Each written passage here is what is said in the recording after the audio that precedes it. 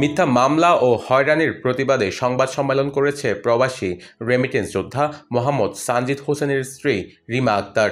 বৃহস্পতিবার চট্টগ্রাম একাডেমি হলে লিখিত বক্তব্যে তিনি অভিযোগ করেন, দক্ষিণ আফ্রিকায় থেকে দীর্ঘদিন রেমিটেন্স পাঠিয়ে দেশের অর্থনীতিতে অবদান রাখা সানজিদ হোসেনকে একটি প্রভাবশালী মহল পরিকল্পিতভাবে হয়রানি করেছে।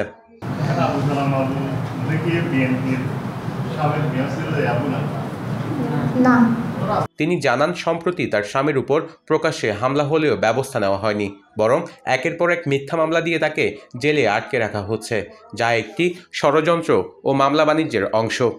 রাজনৈতিক প্রভাব খাটিয়ে তাদের সম্পদ দখল ও সামাজিকভাবে হেয় করার চেষ্টা চলছে বলেও অভিযোগ করেন তিনি।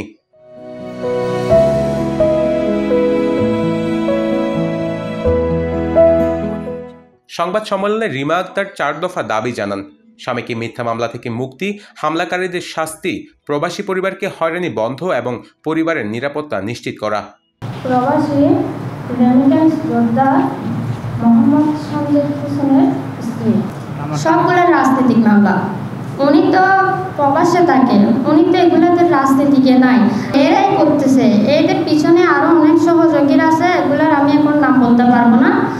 অনেক ষড়যন্ত্র চলতেছে, মানে ওনাকে মেরে ফেলার চেষ্টা করতেছে। সবশেষে তিনি বলেন, রেমিটেন্স যোদ্ধাদের হয়রানি দেশের ভাবমূর্তিকে ক্ষুণ্ণ করছে, তাই অবিলম্বে এ ধরনের প্রবণতা বন্ধ করা প্রয়োজন।